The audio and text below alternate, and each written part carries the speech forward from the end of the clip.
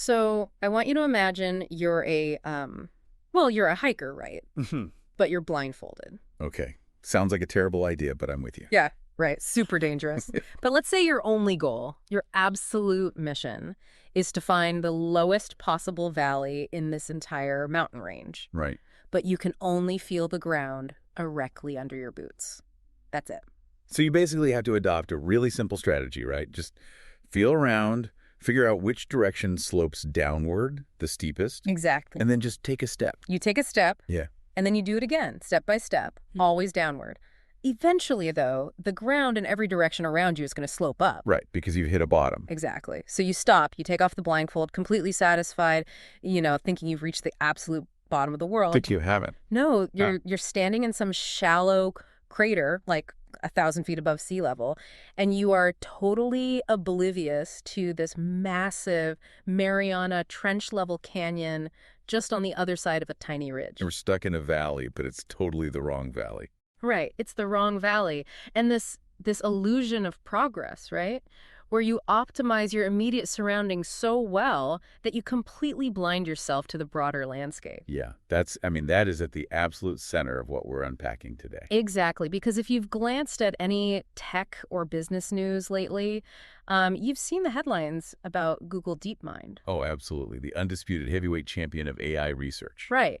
But the narrative right now is just, it's pure crisis. You've got these veteran researchers, the people who essentially built the modern AI era. Yeah, they're just walking out the door. Right. They're leaving to launch their own startups like Discovery Loop, or they're getting poached by rivals. And the financial press is just, they are treating this like a total catastrophe. Oh, they're freaking out. You look at the stock analysts, and they're pointing to all these departures and diagnosing this fatal brain drain, like the sky is falling. Right. The whole narrative is that Demis, the head of DeepMind, he's losing control of his ship, even while he's trying to pivot the organization to focus strictly on, artificial general intelligence and fundamental medical research. Right, AGI.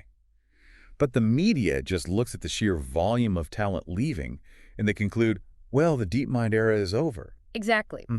But, and here's where it gets really interesting, we are pulling from a fascinating piece of source material today that argues the exact opposite. Yeah, it completely flips the script. It really does. It's an article by William L. Weaver, and it's called Escaping the Local Maximum, Google DeepMind and the Alchemy of the Rebuild. Such a great title. It really is. And the mission of this deep dive today is to unpack Weaver's central thesis, which is that losing all this star talent isn't a crisis at all. No, not at all. He actually argues it's a strict mathematical necessity for the next leap in AI. Okay, let's unpack this, because that is a deeply counterintuitive claim. Oh, totally. To understand why Weaver makes it, we have to first look at the lens the business media uses to view the tech world. Okay. Weaver calls this the feed the winners doctrine. The feed the winners doctrine. I love that phrasing. Right. It's basically the operating system for all Silicon Valley commentary. So what does that actually look like in practice? Like, if I'm a Wall Street analyst looking at DeepMind, what's my underlying assumption about how they generate value? Well, the assumption is that premier research labs operate as these massive flywheels. Okay. And those flywheels are powered almost entirely by the gravitational pull of star power.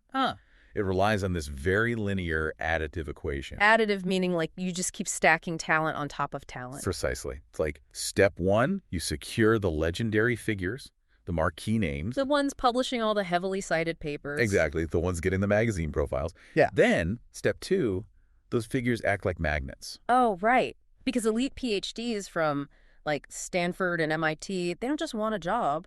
No, they want to work for their specific heroes. Got it. So step three, you have this highly concentrated collective brilliance, and that produces breakthrough research. Which creates institutional prestige. Exactly. And step four, that prestige attracts even more capital, which buys even more star power. The flywheel spins faster. Okay, I hear you, and I know Weaver is critiquing this, but I got to push back here a little bit. Sure.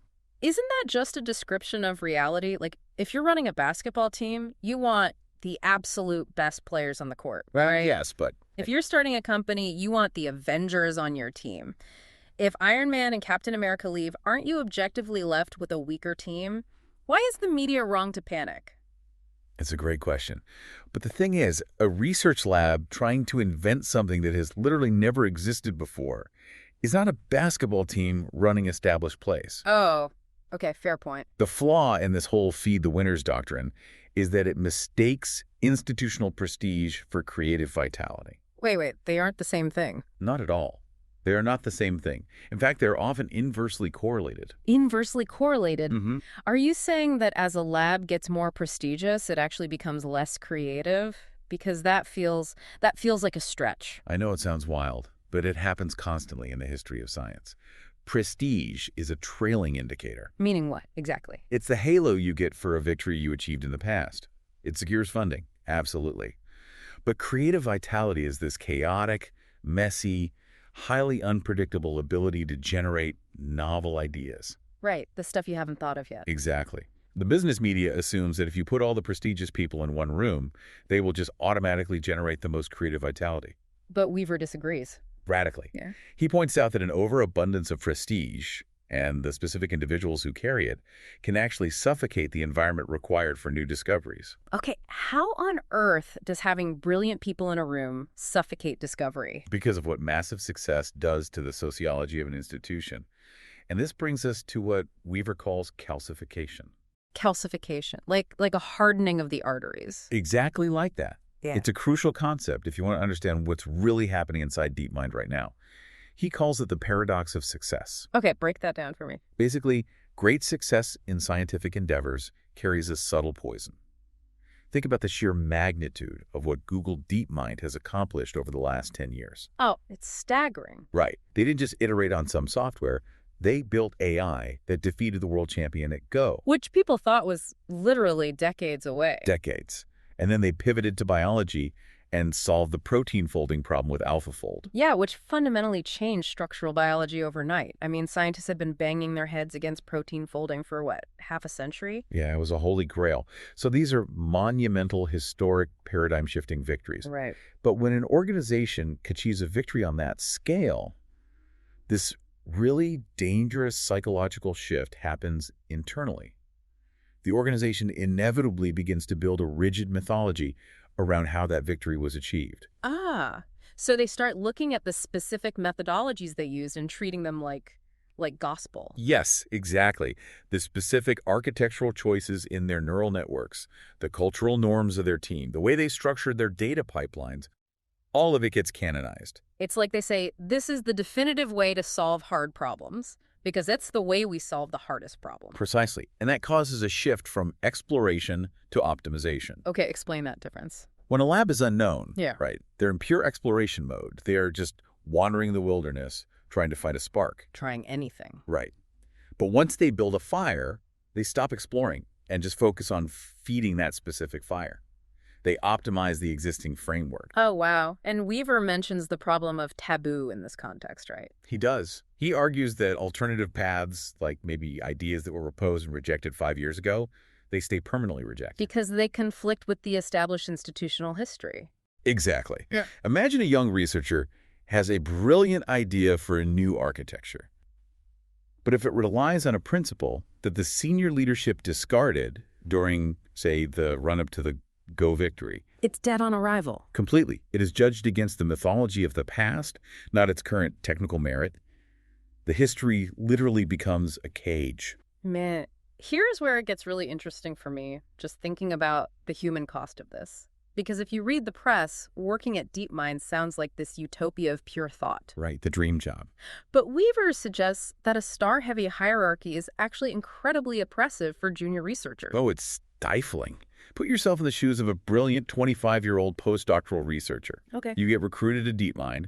You are a generational talent. But when you arrive, you're placed under what Weaver calls the long shadow of one of these famous pioneers. So your job isn't to invent the future anymore. No. Your job is to incrementally improve the legacy of the star researcher you report to. Ouch.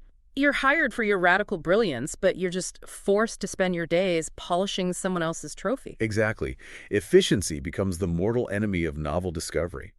The veteran leaders are highly efficient at executing their known paradigms. But discovery requires doing unknown things. Yes. Yeah. So when these veteran leaders leave for places like Discovery Loop, Wall Street sees a massive loss of human capital. But Weaver sees the lifting of a ceiling. The dogma leaves the building, The junior researchers are suddenly out of the shadow. Right. But I guess the financial analysts don't measure dogma, do they? They just measure head counts, so they panic. That's exactly the disconnect.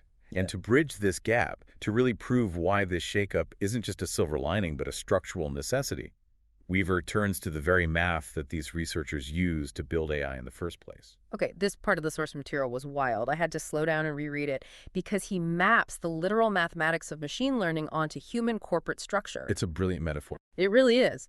But to understand it, we need to dive into how these AI models are actually trained.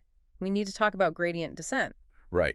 So the foundational goal of almost all machine learning training is to minimize what we call a loss function. Okay, for the folks listening who might not be deep into the math, what is a loss function? You can think of the loss function as a mathematical representation of how wrong the AI is. Okay. If it's trying to recognize images of cats, and it calls a dog a cat, the loss function goes up, the error goes up. Got it. And the goal of the algorithm is to find the absolute lowest possible value for that loss function. It wants to minimize its error. It wants to find the bottom. Yes. And the standard tool for finding that bottom is an optimization algorithm called gradient descent. Okay, break that down. Imagine the loss function not as a simple line on a graph, but as a vast, multidimensional topological map, like a sprawling landscape of peaks and valleys. And computer scientists call this a state space, right? Exactly. And a state space isn't just 3 dimensions. We're talking about millions or even billions of dimensions representing different variables in the software. Which is impossible for the human brain to visualize. Totally impossible. But mathematically, it functions like a landscape. And the algorithm is placed somewhere on this landscape. And its whole job is to navigate to the lowest possible point, the global minimum of error. Which brings us right back to the blindfolded hiker analogy from the beginning of our deep dive. Yes. It is the most accurate way to understand gradient descent. The algorithm is the blindfolded hiker. It can't zoom out. It can't see a map of the entire state space. Exactly. It can only evaluate the immediate mathematical space around its current position. It calculates the slope, finds the direction that goes downward the steepest, and takes one step. And then it just repeats that loop, right? Step evaluate, always moving downward. Standard gradient descent dictates that you only ever accept a move that improves your position. You only step down. And for many problems, this is incredibly fast and efficient. But Weaver's entire thesis hinges on the fact that this highly efficient method has a fatal flaw. It does, because the state space of a really complex problem, like, say, curing a disease or building artificial general intelligence, it is not a smooth, simple bowl where everything slopes toward one obvious center. Right. It is a rugged, chaotic terrain filled with thousands of false valleys. The local minimum, or, depending on how you orient your graph, the local maximum. Let's actually flip the orientation so we're climbing upward toward a peak of success, just to align with Weaver's title, Escaping the Local Maximum. Perfect. The math works exactly the same way, Yeah. just inverted. So the blindfolded algorithm is now programmed to only take steps that go up. It wants to find the highest peak of accuracy. Okay, so it feels around, finds the steepest upward slope, and steps. Right. But what happens when that algorithm climbs to the top of a small foothill? Well, it feels the ground in every direction, right? Right. North goes down, south goes down, east, west, everything goes down. Every single step it could possibly take results in a drop in elevation. So following its core programming, it refuses to move. It stops. It has reached a local maximum. Yeah. And to the algorithm, because it is blind to the wider landscape, this small foothill appears to be the ultimate pinnacle of achievement. Because it's mathematically superior to all the immediately adjacent configurations. Right, but it's the trap. A profound trap, because just a mile away, across a valley of lower elevation, is Mount Everest. The global maximum. The true peak of what's possible. But standard gradient descent will never, ever reach Mount Everest because getting there would require walking down the foothill first. Exactly. It would require accepting a temporary worsening of its position. And the algorithm is explicitly forbidden from making a move that makes things worse. It is trapped by its own demand for constant, immediate improvement. Now, here's the genius of Weaver's article. Map that exact mathematical trap onto the corporate structure of Google DeepMind over the last few years. Wow, okay, this is where it all clicks together. DeepMind had climbed a hill, a very impressive hill. AlphaFold is a massive achievement. They optimized their research structure, their talent pipeline, their methodologies, all of it, to reach the absolute peak of that specific hill. And every quarter, the executives and the financial analysts, they look around and say, Are our metrics going up? Are we publishing more papers? Are we securing more funding using our established methods? They are executing standard gradient descent. Yes. They're only accepting moves that immediately improve their position on that specific hill. But if Demis Hassabis is looking at the horizon, and he sees that artificial general intelligence, the Mount Everest of computer science, requires a fundamentally different architecture, then he knows they are stuck. They are stranded on a local maximum. The methods that got them to the top of the foothill will not get them to the top of Everest. But the established researchers, the stars who built the foothill, they don't want to walk down into the valley. Of course not. Walking down means abandoning their proven methods. It means risking their prestige. Exactly. Efficiency drops, paper publication slows down, and Wall Street gets angry. So, if a company is trapped on a local maximum and their standard operating procedure refuses to let them walk downhill, how do they escape? I mean, how do computer scientists fix the algorithm when it gets stuck on a small hill? They force it to do something seemingly irrational. They use a technique called simulated annealing. Simulated annealing. Now, Weaver points out this isn't just a math term, right? It actually has its roots in physical metallurgy. Yeah, the algorithm is a direct mathematical translation of a blacksmithing technique. Okay, walk me through that. Well, when a blacksmith needs to alter the physical properties of a piece of metal, say a sword blade has become too brittle because its internal crystalline structure is locked into this rigid, stressed pattern, Right. they don't just hit it with a hammer. Right, that would break it. Exactly. Instead, they anneal it. They throw it back into the forge, they heat it up. They raise the temperature dramatically. Now, in physics, temperature is basically just a measurement of atomic movement. So by heating the metal, the blacksmith introduces a massive amount of what we call thermal noise. The atoms begin to vibrate violently. They break out of their rigid, locked-in structures. Crystal lattice just dissolves into chaos. They essentially destroy the rigid structure to save the metal. Okay, and then? And then, crucially, they control the cooling process. As the temperature slowly drops, the atoms settle into a new, stronger, more optimal configuration. The thermal noise allowed the metal to escape its flawed state. Okay, I understand the blacksmith, but how does a computer scientist apply thermal noise to a line of code? Like, how do you actually heat up an algorithm? By deliberately injecting mathematical chaos randomness into the gradient descent process. Okay. When an algorithm is stuck on a local maximum, the programmer initiates simulated annealing. They introduce a literal temperature variable into the math. And when the temperature is set high, the strict rule of only taking upward steps is suspended. Wait, so the algorithm is suddenly allowed to walk downhill? It's not just allowed, it is forced to occasionally accept suboptimal moves. At high temperatures, if the algorithm evaluates a step that leads to a worse position, there is a very high probability it will take it anyway. It deliberately makes itself dumber. It takes a step away from success. Yes. It acts completely irrationally according to standard logic. It wanders down the foothill, taking hit after hit to its performance metrics, moving into totally uncharted areas of the state space. It's wandering through the valley of higher error. Exactly. But it isn't just wandering randomly forever, right?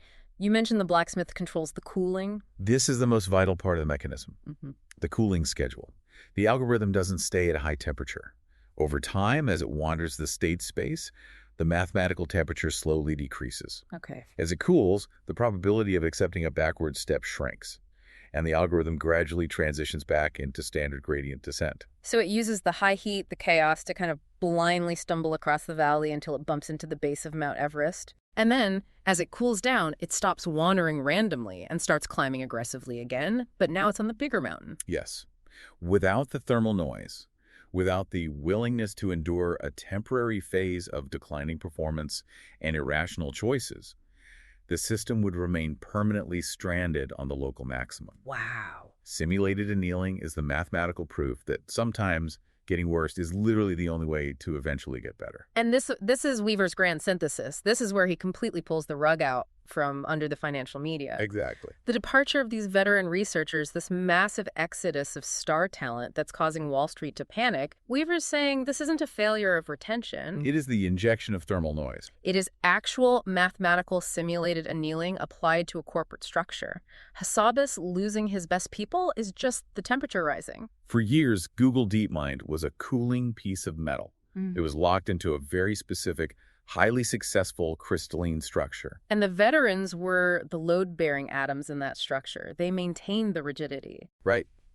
But if Hassabis wants to reach AGI, he knows that rigid structure will shatter under the pressure.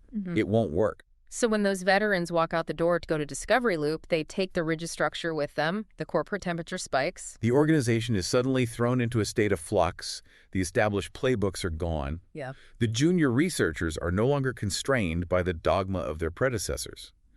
They are forced to explore non-obvious configurations, to form new teams, to try bizarre hypotheses that would have been laughed out of the room a year ago. They are forced to wander the valley. And in the short term, Wall Street is entirely correct about one thing, right?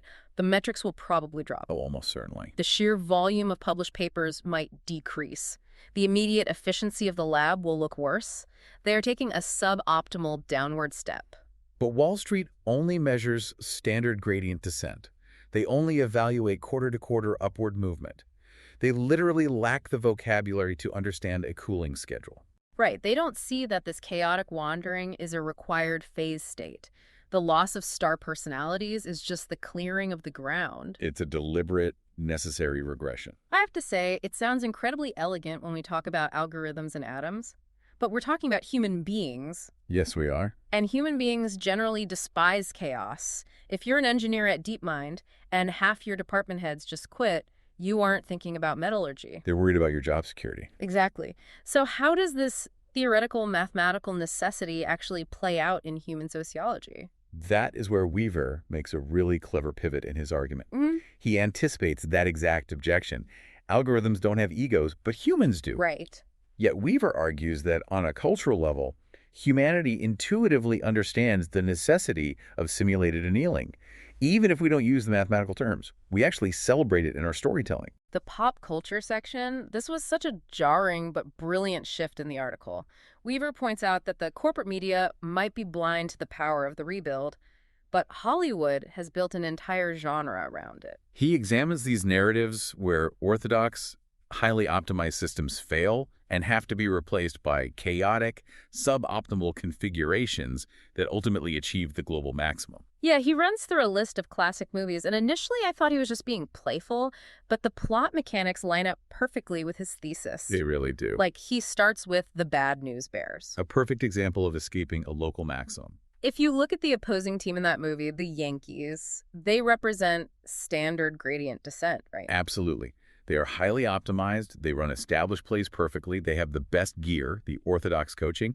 They are operating at the absolute peak of traditional Little League baseball. And the bad news bears are the injection of thermal noise. They are a ragtag assembly of misfits who completely lack the traditional prerequisites for success. Right, if they try to play orthodox baseball against the Yankees, they get crushed.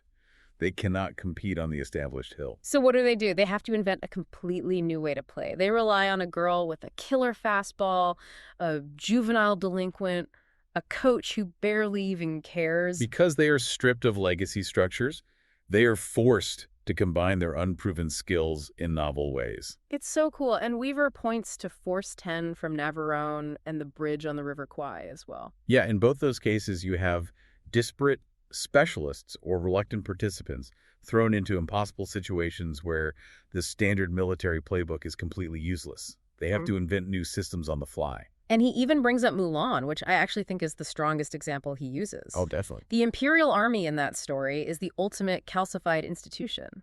They have centuries of dogma dictating exactly how a soldier must look, train, and fight.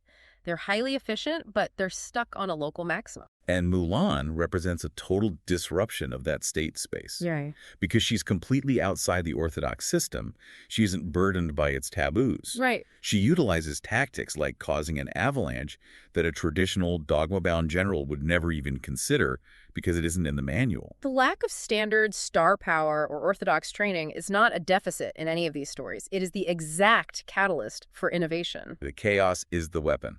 Weaver calls it the misfit advantage. The misfit advantage. When a highly ordered system encounters a problem it cannot solve, you must introduce a misfit system to break the deadlock. But Weaver doesn't just rely on fiction, which I appreciate. He brings this into a real-world framework that really crystallized the whole argument for me. The sports drafts. Yes, he looks at the structural mechanics of professional sports leagues, specifically how they run their drafts. It is a brilliant parallel to what is happening at Google DeepMind right now. Just think about how the NFL or the NBA distributes new talent. They give the highest draft picks, the absolute best generational talent coming out of college, to the teams with the worst records, the teams sitting at the absolute bottom of the league. The team's undergoing a rebuild. Now, on the surface, this is just for league parity, right? To keep things fair. But look deeper at the environment that raw talent is entering. Okay, if a team has been winning Super Bowls for a decade, they are highly calcified. They have a veteran Hall of Fame quarterback. They have a massive playbook that took years to memorize. They have salary cap issues because they're paying all their stars. Right, and if you draft a brilliant rookie into that environment, what happens? They're placed under the long shadow. They're forced to conform to the veteran system. Exactly. They sit on the bench and learn the established dogma. They are not allowed to inject thermal noise because the team is trying to execute gradient descent to win just one more championship with their current roster. But if that same rookie is drafted by a team that just fired its coach, released all its aging veterans, and is sitting at the bottom of the league, the dynamic is completely inverted. A rebuilding team has no legacy system to protect. They have no sacred cows. They offer that raw, hungry talent immediate freedom. The rookie is handed the keys to the franchise. Right. They are allowed to take the field, make mistakes, run unconventional plays, and forge a totally new identity. They are allowed to wander the state space. Exactly. And this maps perfectly back to the talent exodus at DeepMind. Wall Street sees the veteran researchers leaving and thinks the franchise is collapsing. But Weaver is arguing that the exit of these AI veterans is essentially a massive talent draft for the junior staff. It is the clearing out of the aging roster. The rising researchers at DeepMind, whose unconventional ideas were perhaps sidelined because they didn't fit the established AlphaSold paradigm, they suddenly have an open field. The veterans taking their massive salaries and their established playbooks over to Discovery Loop is literally the best thing that could happen to a young AI researcher who wants to try a radically new neural architecture. They finally have the runway to take ownership of critical research tracks. They have the space to redefine the state of the art, unburdened by the need to protect the prestige of the past decade. Which brings us to the present reality of Demis Hassabis and the strategic direction of DeepMind today. Right.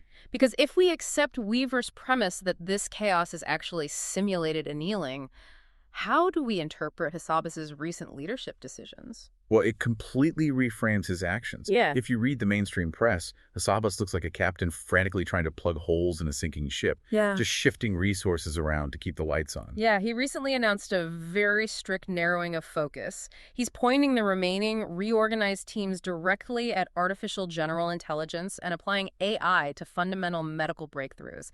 He is aggressively resetting the board. But viewed through Weaver's lens, Hassabis isn't panicking. He is actively managing the cooling schedule of the simulated annealing. Wow. He recognizes that the era of perfecting the previous winning formula is over. The gradient descent on the AlphaFold hill has concluded. The state space has been fully explored. Exactly. He is allowing the temperature to rise by letting the veterans leave, but he is now directing that new chaotic energy toward a massive distant peak AGI. The departures are not a deficit. They are a vital phase shift.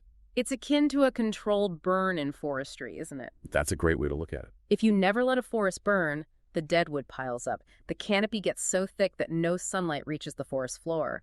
The system looks incredibly stable and mature, but no new life can grow. It's totally calcified. And a single spark could destroy the entire ecosystem because of the accumulated deadwood. Right. But a controlled burn clears the deadwood. It forces the seeds that have been lying dormant in the soil to crack open. It looks violently destructive to an untrained observer standing on the edge of the forest. But ecologically, it's the only way to ensure the long-term survival and massive new growth of the system. Exactly. By shaking off the historical calcification, by allowing the metaphorical temperature to rise and the rigid structures to burn away, Google DeepMind is actually giving itself the best possible mathematical chance to escape its comfortable local maximum. The final consensus we have to draw from Weaver's text is genuinely profound, and not just for the tech industry, but for how we view innovation as a whole concept. Yeah, absolutely. The next great AI paradigm shift, the architecture that will actually achieve generalized intelligence or cure systemic diseases, It will not come from perfectly optimizing yesterday's formula. Optimization is a dead end if you're on the wrong hill. Precisely. The future belongs to unconstrained exploration by a new generation of researchers who are finally given the room and the chaotic environment required to experiment wildly. I want you, the listener, to really pause and think about this in the context of your own life and your own career. Because while Weaver is writing about computer science and corporate structure, the math applies universally. It really does. How often in life does a massive disruption feel like a total failure? You lose a job you are good at. A long-term project you invested years into gets canceled. A creative partnership dissolves. In the moment, it feels like a disastrous downward step. Your Mm. personal metrics are failing. You feel like you're walking down into the valley. But what if that disruption is just the temperature rising? What if it is the thermal noise you desperately needed to force you out of a rut you didn't even realize you were in? We become so deeply attached to our own local maxima because they feel secure. Yeah. We get a decent job, we figure out the routine, and we basically execute standard gradient descent on our daily lives. We just optimize for minor comforts. And we refuse to take a pay cut to learn a new skill, or we refuse to move to a new city because it would be a temporary downgrade in our living situation. We refuse to walk downhill, so we just stay trapped on the foothill forever. Escaping the local maximum always requires the courage to endure a temporary decline. You have to be willing to be a beginner again, wandering in the valley of high error in order to find the base of the true mountain. So let's synthesize this entire journey. We started by looking at a corporate landscape defined by diagnostic muddy waters right. The standard Silicon Valley operating system, the Feed the Winners doctrine, looked at the veteran talent fleeing Google DeepMind and diagnosed a terminal crisis. But by diving into William L. Weaver's analysis, we completely dismantled that doctrine. We separated institutional prestige from creative vitality. We saw how massive, historic success breeds calcification, creating a cage of history that stifles the very junior talent required to invent the future. Then we took a deep dive into the literal mathematics of machine learning. We visualized the blindfolded hiker executing gradient descent, pursuing immediate optimization until they become hopelessly stranded on a local maximum. Entirely blind to the greater peaks around them. And we discovered the mechanism of escape, simulated annealing. We learned how introducing mathematical chaos, thermal noise, and forcing an algorithm to make suboptimal downward moves is the only verifiable way to cross the valley and discover uncharted state spaces. We saw this mathematical reality reflected in our own culture, too. We discussed the Misfit advantage in movies like Bad News Bears and Mulan, where shedding orthodox dogma is the prerequisite for victory. And we saw how the sports draft deliberately uses the chaos of a rebuild to empower raw talent to forge new paradigms. Bringing it all back to DeepMind, we can clearly see that the current exodus is not a collapse. It is a necessary phase shift. Demis Hassabis is managing a cooling schedule, clearing the ground so a new generation can actually take aim at AGI. It's the alchemy of the rebuild. And it leaves us with a final vital implication from Weaver's work. A question for you to mull over after this deep dive ends. Think about it. If introducing thermal noise and accepting suboptimal moves is the mathematical secret to escaping a rut and finding a higher peak, where in your own life are you clinging too tightly to gradient descent? Where are you optimizing a system that you should actually be disrupting? What would happen if you purposefully introduced a little bit of chaos today? What if you made a seemingly irrational, suboptimal move just to see what new uncharted state spaces you might discover on the other side of the valley? The math suggests it might be the smartest move you could possibly make. Remember the blindfolded hiker. Sometimes the only way up is to first have the courage to step down. Thank you so much for joining us on this deep dive into the paradox of success and the mechanics of the rebuild. Keep exploring, keep questioning your own dogma, and when the temperature starts to rise, don't be afraid to embrace the chaos. We will catch you on the next one.